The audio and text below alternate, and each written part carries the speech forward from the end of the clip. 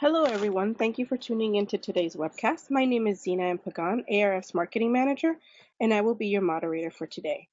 Before we begin learning about programmatic people and house rules, everyone please make sure you're muted, or else I'll have to boot you out. Sorry. We are aiming to provide the best webcast experience. You can help us execute this by keeping yourself muted and your computer web camera turned off. Unfortunately, if you do turn on your cameras or unmute yourselves, I will have to disconnect your access to today's webcast.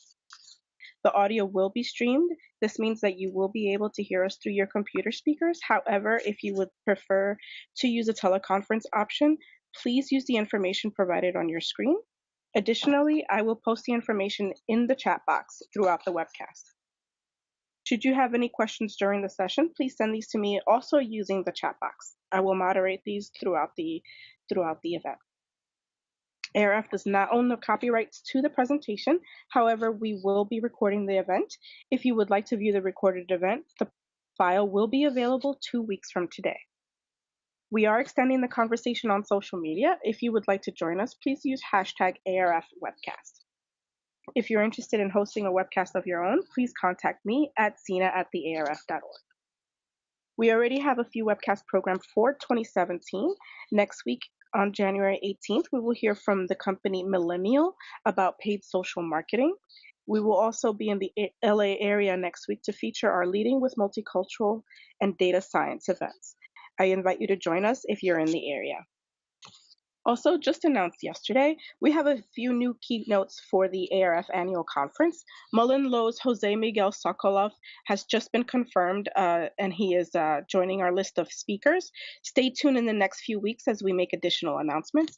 At this time, if you would like to save $200 off the registration costs, you can do so by visiting our site now. If you're interested in any one of these events or other ARF programs, you can check our website for further details or contact me at zina@thearf.org. And without further delay, I present to you today's webcast presenter, TubeMogul's Taylor Schreiner.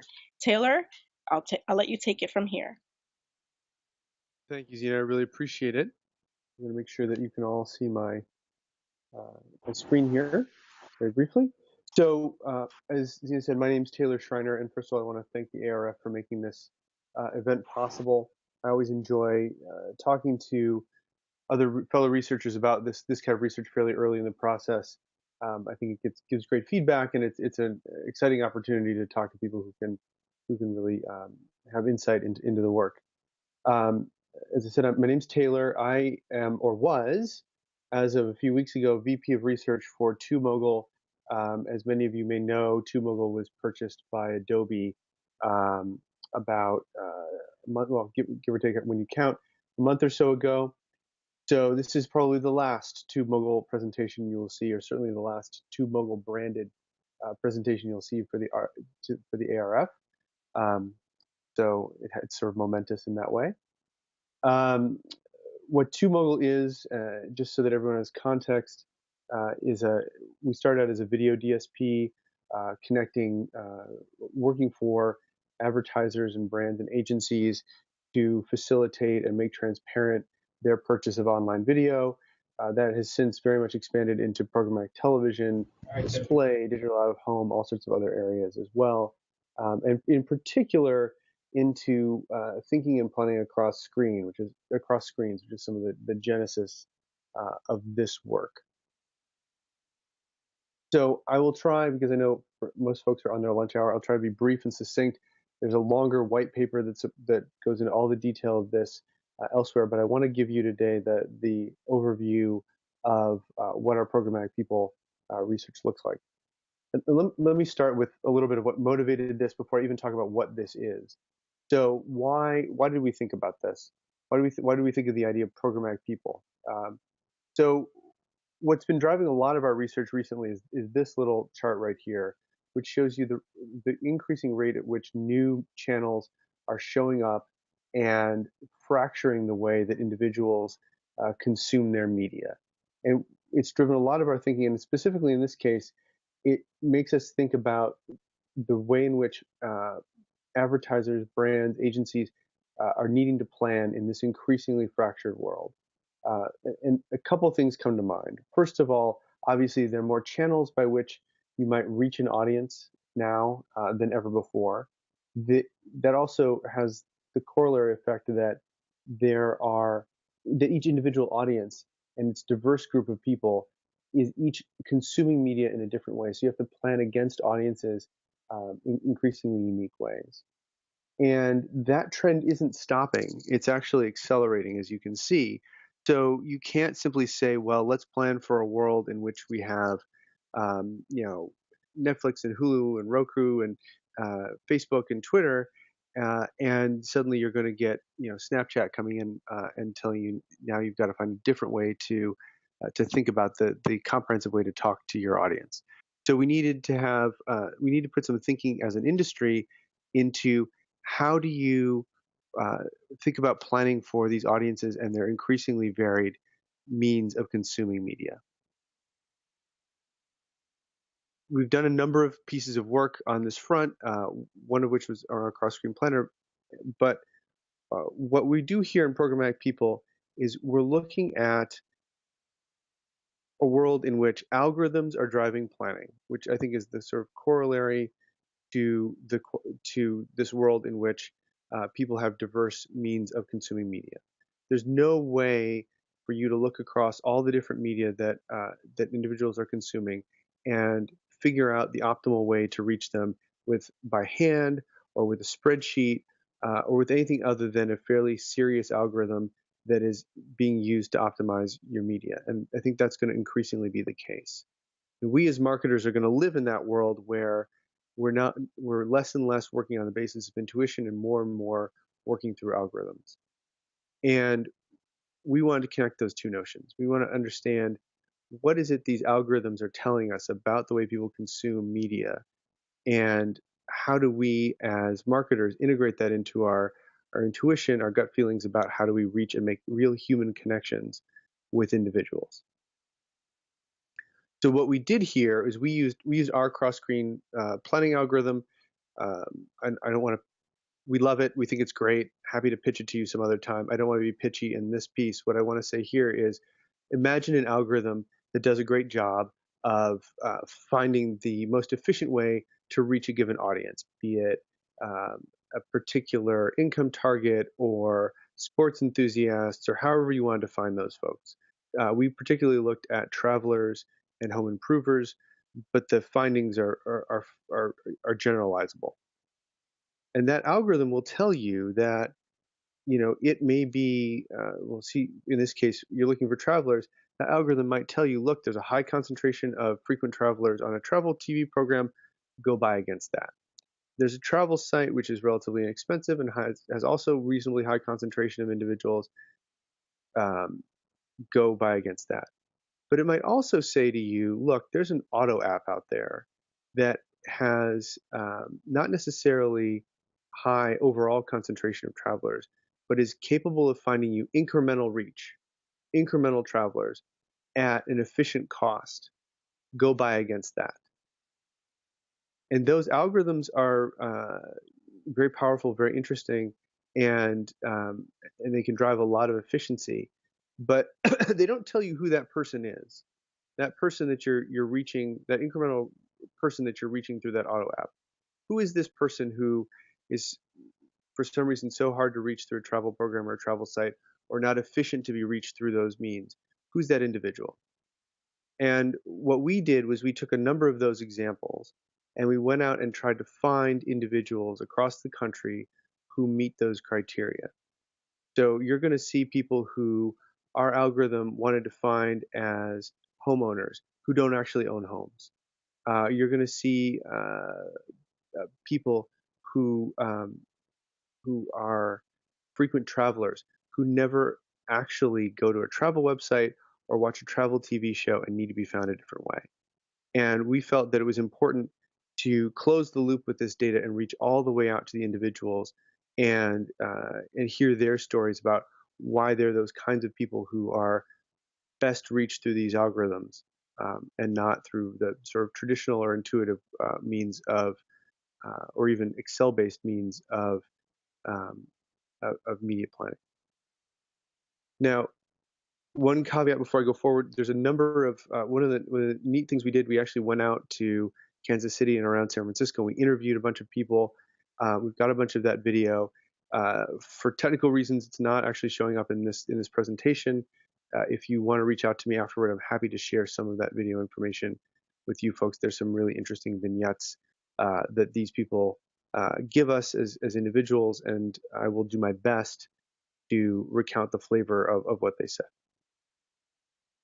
So we went out, we found these people, and we learned a lot from them. We learned a lot about what it is going to be like to be marketers in this algorithm-driven world, how we're going to have to think about reaching individuals. One thing we didn't learn is to put the G in number 3. I noticed that just before the presentation. I apologize. But we came up with 4 big pieces of intuition. I think are the sort of first stage for a marketer in this space at this moment in time. One is, almost obviously, you've got to find you got to be willing to find your audience out of context.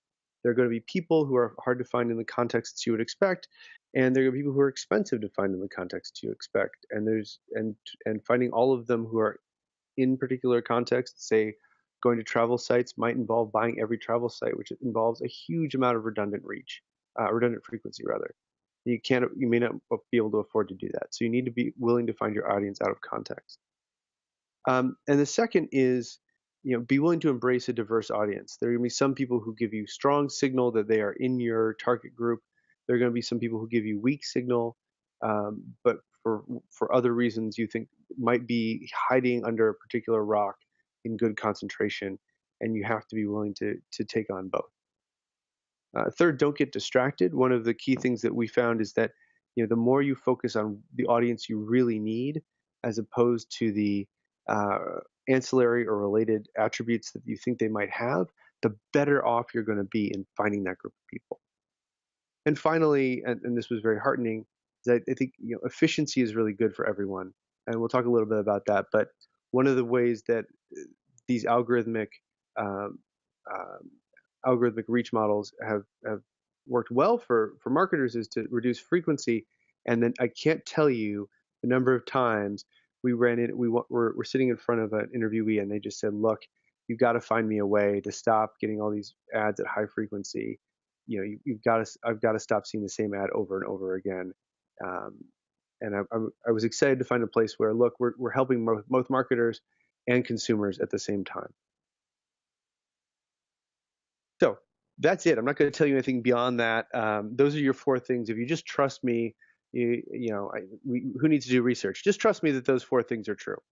But if you don't operate as that kind of person, I'm going to take you through, pardon me, a couple of the examples that we ran into. And again, I do apologize for the lack of video here, but there's some really interesting stories that these guys had. So number 1, find your audience out of context. When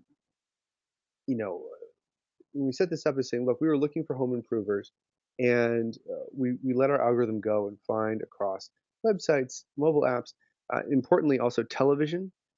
So in mobile and online, you can potentially have predefined sets of cookies with that you have high confidence in being in your audience. In TV, you still have to work in the world of concentrations. So we let the algorithm work across that as well, and we looked for what's coming out of this that you wouldn't expect. And the thing that was really interesting was it was telling us to go buy against a couple of cooking sites, actually several cooking sites, and several paleo cooking sites. And this happened to match up with somebody that we met in Kansas City named Terry. Now, Terry is she's a web designer in Kansas City, and she's bought a 100-year-old house, and she's been slowly saving money to make changes to it, and then in bursts making significant investments in how to improve her house. But she's basically been, interestingly, for someone who works in web design, has cut just about every cord you could imagine. We talked to her at length about what do you do in an online world, and she said, look, I avoid ads like the plague. To the extent that she watches any television, it's in ad-free formats. She doesn't actually spend a lot of other time online beyond her job. But we finally, in the course of the conversation, just about ready to give up on her. She said, "Look, I finally got into this paleo diet, being in Kansas City about 10 years ago, and it's gone from being a place where I, pardon me, where I do my paleo recipes to like where I seek them out, and even where I start writing them." And we thought, aha, this is the woman um, who's not going to be able to be found on TV through online video, but our algorithm has said, look, there's some incremental reach here, and Terry is it. And the lesson for us coming out of this is one that I think we all know, but often need reinforced, which is that context has its limits. I mean, we went back and said, look, well, what if you just looked at home improvers across the places where you had really, really good context? How many people would you reach? And this is MRI data, and based on that, if you took sort of the top several, I think 25 websites and HGTV, which everybody watches, by the way, that was another recurring theme. Everybody loves their HGTV. Then even in that group, you're only going to get about 46% of home improvers, and within that, roughly 20-30%, pardon me, 20-30% of them are going to be redundantly reached across both channels. In order to get even the other half of home improvers, you need to find people like Terry, and you need to have algorithms that are going to help you find people like Terry who are not in that context. Item number 2 that realization we quickly came to, which is embrace a diverse audience. We looked for frequent travelers, another high value group of people who are buying tickets, buying hotel rooms, renting cars, eating in restaurants, of all sorts of discretionary expenditures that are really important to a great number of advertisers. And we interviewed 2 people who, both of whom actually were relatively hard to find in the same way that Terry was, but each of whom had a really different reason for that.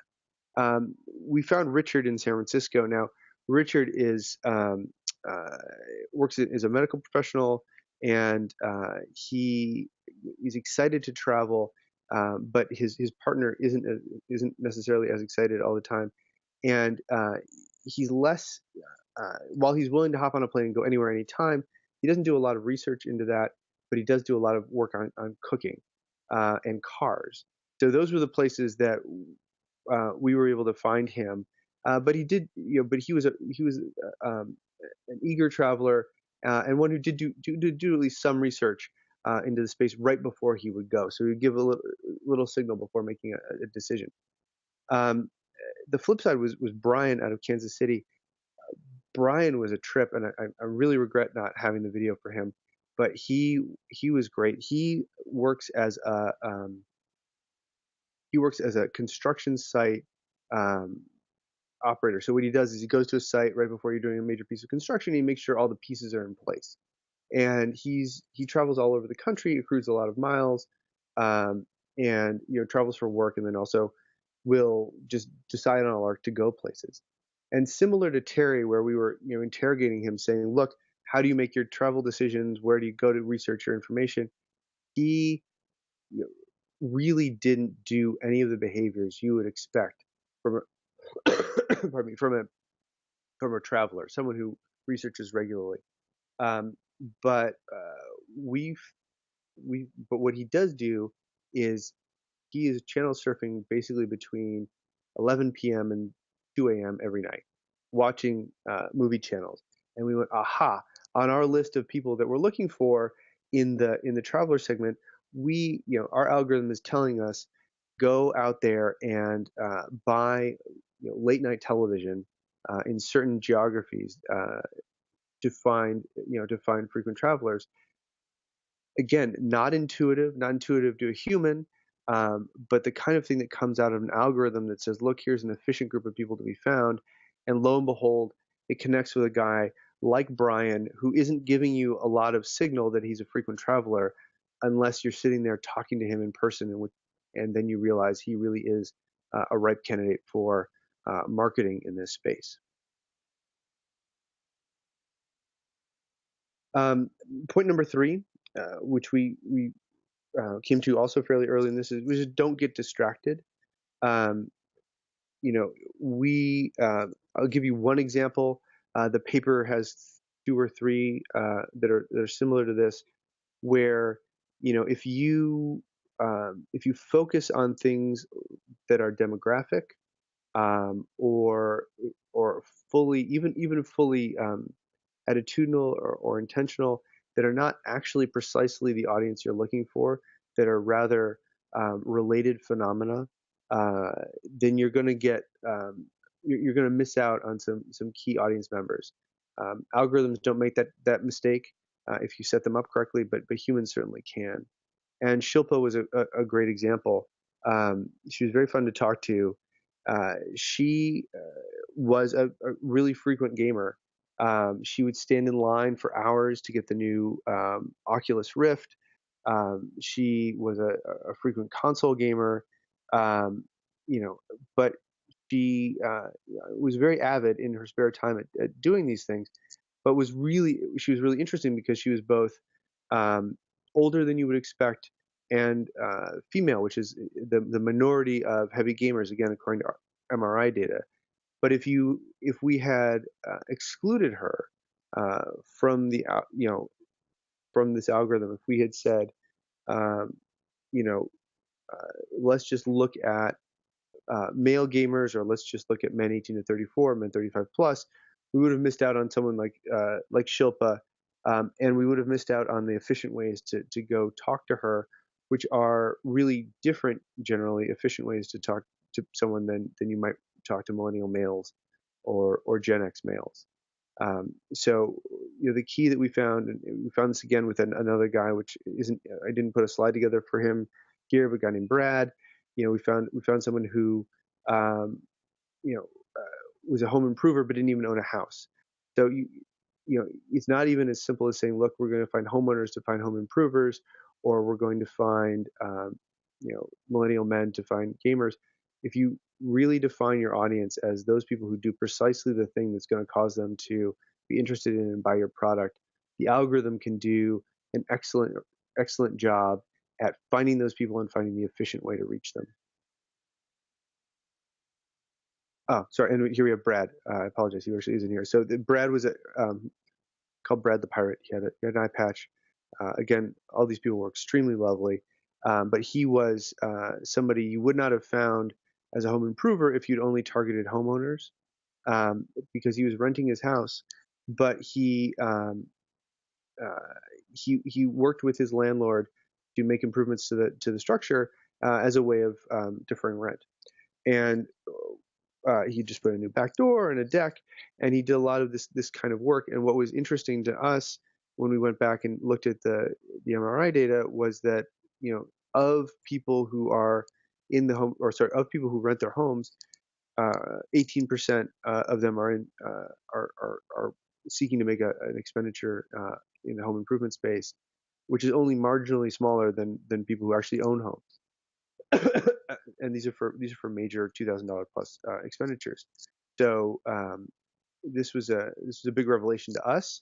One that the algorithm found because it was directed at the right group of people, but that individuals working on their intuition might not have seen. The final major insight, we'll talk a little bit about a couple more in a minute. Again, the one that made me the happiest is that efficiency is good for marketers and for consumers. So Alyssa met a lot of different group criteria. She was a medical professional. She consumed almost all of her video on mobile devices, but she did have a number of connected TV devices in the house that she used on occasion. And she really was also an eager traveler, somebody who was interested at least a couple times a year in getting out and talking to folks, and seeing new places. So I could actually talk at length about Alyssa and her experience, but the the part that I want to, and she's highlighted in a couple ways in the white paper, but the piece I wanted to highlight here was that you know, she was reachable a number of different um, sensible ways. So she actually sort of is the opposite of Terry, where Terry was almost impossible to reach as a home improver. Um, Alyssa was redundantly reachable as a traveler. She was reachable on connected TV. She was reachable on the website she browsed on her PC. She was even more frequently reachable through apps and browser experiences on mobile. And she spent a lot of time in video, so she was very reachable with video content. And her partner also spent a good amount of time with television, so she was reachable as a household that way. And so, you know, the flip side of the sort of Terry experience is that, you know, while the algorithm in Terry's case found an individual who'd otherwise be hard to find, in Alyssa's case, um, what algorithmic planning can do is minimize over frequenting, and in that process, you know, minimize the kinds of experiences that Alyssa talked about, and they all, you know, many people talked about, but Alyssa was particularly articulate and adamant about in her experience of seeing the same ad over and over and over again. It was a constant repeated comment among everybody we spoke with. In fact, I've got a little reel, a video that I'm trying to find a place to use, which is just 20 people sitting there going, please don't send me the same ad over and over again. Please don't send me the same ad over and over again. Please don't send me the same ad over and over again. It was a recurring theme, and you know, one that we as consumers know, but to hear it repeated from marketers, or sorry, from consumers who are not in the industry, was really powerful. And that, you know, this piece on the left reaches back to some of the work that we did in our Crossscreen Planning white paper, and also which we did an ARF webinar on as well, which you can go back and look at. And I don't want to dive too deeply into it here, but you know, when we look at someone like Alyssa and we were looking at travelers, um, you know, we look at what a human would do, doing basically their best, um, but having sort of siloed budgets across TV, digital, mobile. And you see in that big blue price tag there, the siloed plan was costing, for travelers, was costing about 65 cents per incremental individual reached. So that's kind of what a person would do with an Excel sheet. And when we ran the algorithm against, again, the travelers like Alyssa, we were finding that you could get incremental individuals for about 25 cents an individual with that algorithm. And the way it was doing that, it was avoiding redundant frequency, especially redundant cross-channel frequency. You know, once you'd found a bunch of people on a TV show, it wouldn't go and find those same people in an online video experience or in a mobile experience. It would look for other incremental individuals to reach. And because of that, it was efficient for the marketer, as you can see, quite efficient at finding reach much with lower cost. But also, it made the experience for people like Alyssa that much more enjoyable and you know, and felt. I think one of the things she said that was really interesting was it made that transaction between seeing the video or seeing the advertising in order to see the content much more palatable when she didn't feel like she was being abused with repeated exposure to the same ad. So this efficiency in this case, especially of algorithms, was good from both the marketers and the consumers. Because, you know, so those are the big four, and I'll talk a little bit about how this all fits into the future in a second. But you know, when you talk to about as many people as we talk to, you hear from consumers how they really feel about advertising. You feel like you have a certain duty to at least bubble up some of their thoughts. And you know, and I think as marketers, you know, keeping our consumers' thoughts and feelings in mind is always important. So I want to mention four of the things that really they got. I'm sure you guys hear all these same things at cocktail parties when your non-advertising friends talk to you.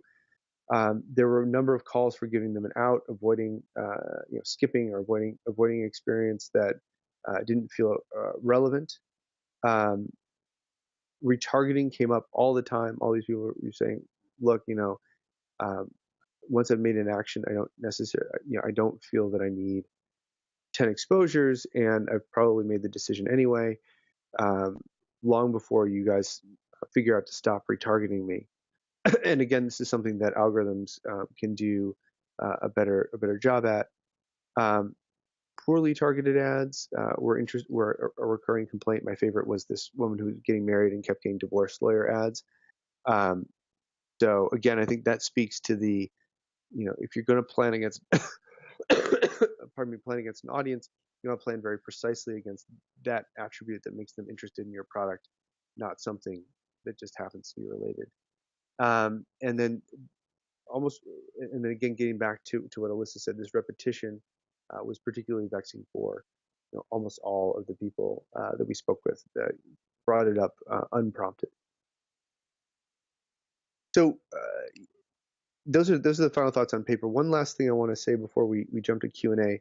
And again, I wanted to be brief. I think we've been relatively brief. There's a much longer white paper that we'll make available in the next week or so that goes into all this and talks about a number of the folks that we spoke with. I wanted to put this piece of research finally into a context that we've been working on for some time, which is that at TubeMogul we have been seeing programmatic buying become programmatic planning and even programmatic research. So we're seeing the algorithm and the algorithm also reach into measurement, so that the whole stack of advertising is becoming increasingly driven by algorithms. And so just as we all sort of had to wrap our head around programmatic buying as a concept at one level or another, we're increasingly seeing and predicting that people will have to think about how algorithms do the planning and the research and the measurement that are going to drive advertising decision making. And this piece of research, along with the Crossscreen Planning work that we did, along with a piece we called Programmatic Living Room, I think are all of a piece. None of them are going to make us all 21st century marketers who understand exactly how to balance our, figure out the right algorithmic tools and balance that with our intuition to use software to really make human connections. But each one is a step along that path. And I hope, as you guys think about and take a look at that, you see that in this context. And it's not in my mind a project that one company or one part of the industry is going to take on by themselves. I look forward to seeing more and more people engage in that line of thinking and help move this industry forward along those lines. So with that, I want to stick to my promise to be brief and succinct, and call halt to it there. My this email at TubeMogul still works for the moment, and I'll follow the hashtag on Twitter for the ARF. But while we still have time, if anyone has any questions or comments, I'm happy to take them during this webcast right now. Taylor, can you hear me? I can. Okay, great. So here's our first question. Why not just track audiences at the cookie or person level? It's a really good point, and it comes up. There's a challenge of frankly, there's a challenge of nomenclature in this space, because we have a lot of we try and talk about cross-screen or cross-channel planning here in the work that we did here with Programmatic People, but at the same time, you're talking a lot about you hear a lot of talk about cross-device mapping, and I think the way to think about it is this: if you have a very strong first-party data set of individuals, that cross-device map is going to take you from is going to be able to follow those people in mobile and online and into some other places, and you're going to have very precise targeting there. But it's going to be a subset of the folks that you want to reach. So, for instance, if you are a travel company, you're never going to have a cookie on every traveler. So you're going to have to find reach beyond those data sets, even beyond the third-party purchased data sets, to try and get everybody you might want to reach. And even if you could do all that, you would be excluding some of the most powerful and some of the most cost-effective channels for reaching those people. So even if you have a cookie on every individual, and even if that cookie maps to their mobile devices with 100% deterministic precision, if you plan your whole media plan around that, you're going to miss opportunities to speak to exactly those folks through through television, through out of home, through radio, through a number of the other through print, through other media channels. So, we came at this by saying, look, you may know who your audience is, but you still need to find the right, most efficient way to talk to them. And sometimes it may be more efficient, for instance, to buy a television show than to or buy against a TV, buy a TV ad slot or a 15-second TV spot than to go out and buy each individual with precise targeting on mobile and hope that they show up the right time for you to reach them. Okay, next question. This work seems to assume that every screen is equally valuable. Is that correct? No. Well, yes, the assumption is correct, but it is true that this work does assume equal value between screens. But of course, that's not precisely true. It's a useful simplification as you try and extend reach to equate TV, mobile, online video, and just make the assumption that an individual touch is as good as any other individual touch, and try and maximize your reach. And certainly we need to get beyond that. I think the challenge, and again, this is a piece in that ladder of research that I was talking about. The challenge is to figure out how those screens really interact and what their relative values are. And as you might imagine, that's neither universal nor static. So, it's not like I can say a mobile ad exposure is worth 9/10 of a TV ad exposure. That might be true for one company against one audience with one piece of creative, but as any of those variables change, that ratio is going to change as well.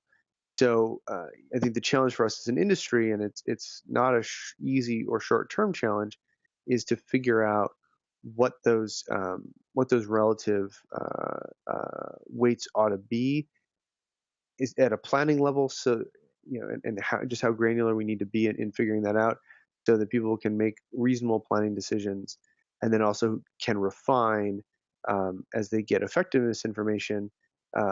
Can refine that for their particular campaign and their particular brand. Sorry, I went long on that, but just to summarize, no, every screen is not the same, and yes, we did make that assumption, but I think it's a valuable assumption for at least illustrating the first point I'm trying to make here. Next question. You are mostly saying trust your algorithm, but then how can I tell when my algorithm is wrong? Well, that's the trick, right? It was interesting to us. We went out there with a port. So our algorithm, just by way of example, what it does is it takes Nielsen online TV fusion data. We define an audience against it. It has a very straightforward greedy algorithm which says, look, let me find. So we take that Nielsen fusion data. We apply our proprietary pricing information, which we see from our programmatic TV relationships as well as our online video and mobile.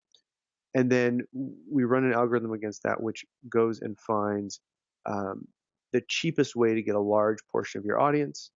And then what we do is we basically subtract the people that you reached from this audience you're trying to reach, and then look how to get the rest of those folks. What's the efficient way to get the other people you haven't reached yet?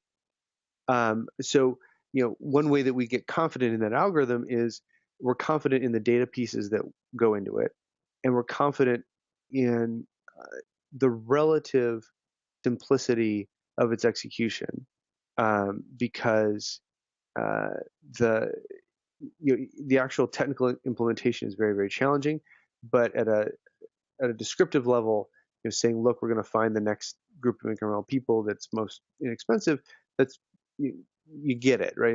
It's hard. We're not doing anything too mind-bending that makes it hard to trust that outcome. So you've got to trust your algorithm at that level. And then I think you have to, it's my belief that you have to go through these same kinds of processes that we did here with Programmatic People, um, kind of for any of these planning algorithms that you're planning to do in the long run. Not necessarily going and doing video interviews with individuals, uh, but the proof of the pudding will always be in the eating. So you've got to both believe in in the algorithm and how it was built, and then execute it a few times, and either feel like it's finding the right people, which is honestly one of the things that really came out of this for me, was that we went out with this list of odd people we expected to find, and we found a bunch of them, or that it's being more effective at driving sales efficiently and other downstream metrics that you really care about. And again, we've had some very good success with that, and that makes us feel comfortable in that. But if you're going to feel comfortable in that algorithm, I think you have to do all those things of feeling like you understand how it works at a good enough level, and its data sourcing at a good enough level, and then seeing it in action work, both in terms of business metrics, and I would argue in terms of in this kind of work, in terms of reaching individuals that are the right people for you to talk to. Next question. This one's a two-parter. How are you able to maintain the balance between being targeted versus scalable? More specifically, how do you discern between small pockets of population identified versus just outliers? Let me know if you need me to repeat. No, I think I get it. I mean, I think the question is like, how do you, um, yeah, how do you distinguish between finding um, I hope I'm getting this right. Looking at a place of high concentration and uh, and high value, or trying to reach out and find people who are in low concentration in other places. The thing that works this really well for us is the addition of pricing information. So it lets the algorithm sort of sort this kind of thing out very well. And you'll see, and I don't have this with me, but there's some interesting examples that we've got where, for instance, you might, as you see the algorithm chew through its decision making, you might see it first take a really obvious choice, right? So sports enthusiasts, you might want to go and pick out an ESPN show. Yeah, it's got high concentration. Look, it's relatively expensive, but you're getting a big portion of this sports enthusiast group. And then it'll go off and buy, like we showed in this piece, some auto app that feels unrelated and where concentration is low. And if you dig into that, it'll say, well, yeah, concentration is low, but its overall reach is high, and so the actual and all these people are highly likely to be incremental, and the price is low, and so this actually turns out to be the next best move, and so it makes a lot of moves based on price that vacillate between high concentration, high value, and low concentration, low price opportunities as it builds kind of a portfolio. I hope that answers the question. If not, somebody can pop back into chat and help me fix it. Next question. What has measurement shown in quantifying the ROI of the incremental audiences? For example, their relative sales conversions to the cost to reach them. So, I think the answer to that is we're still in relatively early days in this. I didn't come because I didn't want to sort of pitch our Crossscreen Planning work. I didn't come with some of the case studies that we've got there on the TubeMogul site. We have a couple clients who've had good success with this, but I'll tell you that the process is actually long to really feel like you're comfortable with all this. So, and what I mean by that is you put together. Say you came to me today and you said, "Look, I want to use a cross-screen planner to find incremental reach." And by the way, normally what we're doing here is not planning an audience from scratch, but we are we're working against people. We're working with an advertiser who's got, say, a pre-baked media plan, and they want to find everybody else who they haven't reached yet. And so people will come to us with that, and we'll set that up, and then we have to go execute it. And that, in order to get enough reach to really tell whether we're getting that incremental reach, with something like, working with a Nielsen or a ComScore, which we've been able to show, fairly, on a number of occasions, you can see in our our case studies. Every time we've tried, just to be clear, we've been able to show that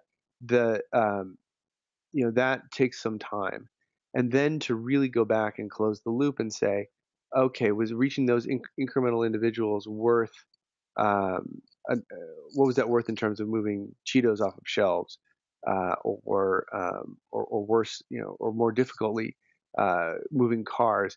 That can take time to really close that loop. It can take time and expenditure.